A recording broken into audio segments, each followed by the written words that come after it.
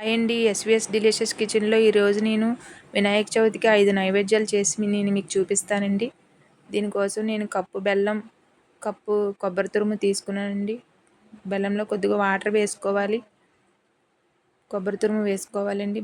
బెల్లం కొబ్బరి తురుము బాగా కలుపుకోవాలి. పాకం దగ్గర పడిందండి. ఇప్పుడు పాకం దగ్గర పడింది. కొద్దిగా నెయ్యి, యాలకుల పొడి వేసుకున్నాము. బాగా కలుపుకోవాలండి. ఉండలాగా అయ్యేటట్టు చేసుకోవాలి, పలచగా ఉంచుకోకూడదు. రెడీ అయిపోయిందండి. ఇప్పుడు బెల్లం పప్పుతో పూర్ణం తయారు చేసుకుందామండి. శనగపప్పు పూర్ణం దీనికోసం కప్పు బెల్లానికి కప్పు శనగపప్పు పూర్ణం తీసుకున్నాను. కొద్దిగా వాటర్ వేసుకోవాలండి పాకంలో. ఎక్కువ నీళ్ళు వేసుకోకూడదండి. లేత పాకం వచ్చి మనకు తొందరగా అవ్వదు, పూర్ణం తొందరగా రెడీ అవ్వదు.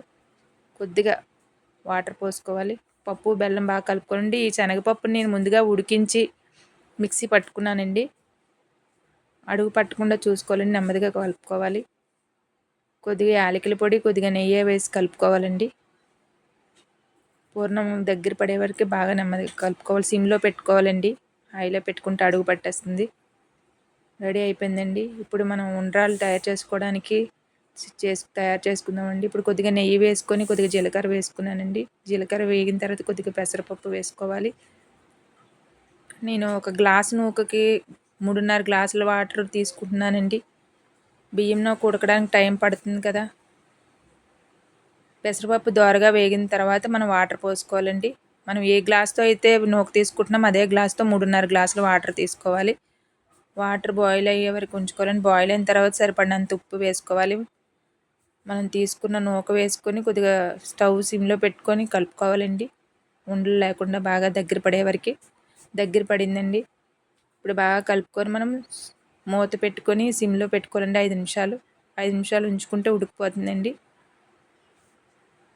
ఉండ్రాల పిండి రెడీ అయిపోయిందండి మనకి. ఇప్పుడు దీన్ని చల్లారిన తర్వాత మనం ఉండ్రాళ్ళ కింద చేసుకోవాలండి. ఉండ్రాలు రెడీ అయిపోయింది. మనం తాలికలకి ఉండ్రాలకి పిండి ఉక్కించుకుందామండి. వరిపిండి నీళ్ళలో కొద్దిగా నెయ్యి, కొద్దిగా బెల్లం వేసుకున్నానండి. గ్లాస్ పిండికి గ్లాసున్నర వాటర్ తీసుకున్నాను. పిండి బాగా వేసి కలుపుకోవాలండి. ఉండలు లేకుండా మనం బాగా ఒత్తుకోవాలండి. ఉండలు లేకుండా బాగా ఒత్తుకోవాలి. పిండి బాగా ఉడకాలండి. ఉడకకపోతే ఉండ్రాళ్ళైనా తాలికలైనా పగుళ్ళ వచ్చేస్తాయండి మనం చేసుకున్నప్పుడు. ఇప్పుడు మూత పెట్టి కొంతసేపు పక్కన ఉంచాలండి. వేడి చల్లారిన తర్వాత బాగా చపాతీ పిండి కలుపుకున్నట్టుగా బాగా కలుపుకోవాలండి. మనము ఎంతసేపు ఒక 10 నిమిషాలైనా బాగా కలపాలి, కొద్దిగా నెయ్యి అంటించుకొని. ఇలా బాగా కలుపుకుంటే పిండి బాగా ఒత్తుకుంటే మనకు చేసుకోవడానికి ఈజీగా అవుతుందండి. లేకపోతే పగిలిపోయి మనకి ఇబ్బందిగా అవుతుంది చేసుకునేటప్పుడు. ఇప్పుడు నేను కొద్దిగా పిండి తీసుకొని పాల అదిలోకి తాలికలు చేసుకున్నానండి.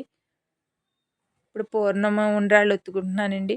ఇలాగ రౌండ్గా చేసుకొని మధ్యలో పూర్ణం పెట్టుకొని పూర్ణం కవర్ అయ్యేలాగా మనం చుట్టూ రౌండ్గా ఒత్తుకోవాలండి. చేతికి కొద్దిగా నెయ్యి అంటించుకొని రౌండ్గా చేసుకోవాలి. పగులు లేకుండా బాగా వస్తుంది. ఇప్పుడు మనం మోదకులు తయారు చేసుకుందామండి. ఇలా పిండి పెట్టుకొని ఒత్తుకొని పూర్ణం పెట్టుకోవాలండి. మరలా పిండి పెట్టుకొని మనం బాగా ఒత్తుకోవాలి. ఇది చేత్తో కూడా తయారు చేసుకోవచ్చండి. దీంతో చేసుకుంటే కొంచెం ఈజీగా అవుతుంది. నెమ్మదిగా తీసుకోవాలండి మోదకులు విరిగిపోకుండా.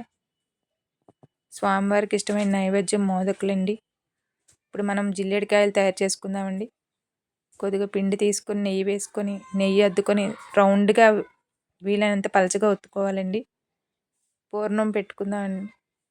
పెట్టుకొని మనం మడత పెట్టుకోవాలండి.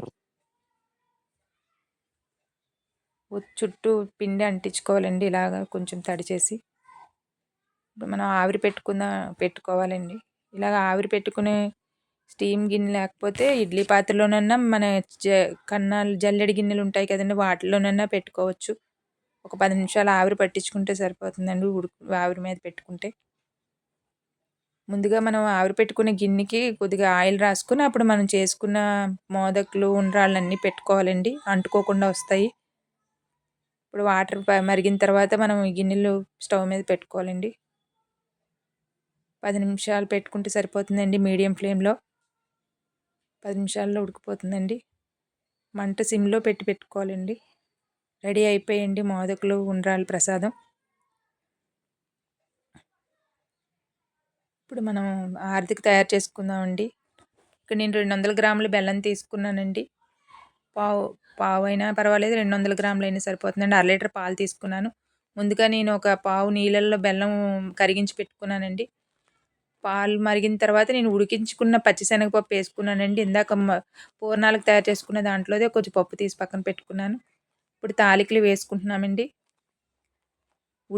ఆవిరి మీద పెట్టుకుంటే తాలికలు విరిగిపోకుండా ఉంటాయండి. లేకపోతే విరిగిపోయి పిండిలో కలిసిపోతాయండి అవి. ఇప్పుడు నెమ్మదిగా కలుపుకోవాలండి. ఇప్పుడు మనం కరిగించి పెట్టుకున్న బెల్లం వేసుకోవాలి. నెమ్మదిగా కలుపుకోవాలండి. ఆరిలో వేసుకోవడానికి 3 స్పూన్లు వరిపిండి నీళ్ళల్లో కలిపి ఉంచుకోవాలండి పక్కన. ఇలాగ పాలు బాయిల్ అయిన తర్వాత మనము కలుపుకున్న వరిపిండిని అందులో వేసుకోవాలి. నీళ్ళల్లో కలుపుకున్న పిండిని అడుగంటకుండా నెమ్మదిగా కలుపుకోవాలండి. తాలికలు విరిగిపోకుండా అలా చిక్కబడే వరకు కలుపుకోవాలండి. దగ్గర పడిందండి. ఇప్పుడు కొబ్బరి తురుము వేసుకోవాలండి. కొద్దిగా యాలకుల పొడి వేసుకోవాలి. నెమ్మదిగా కలుపుకోవాలి.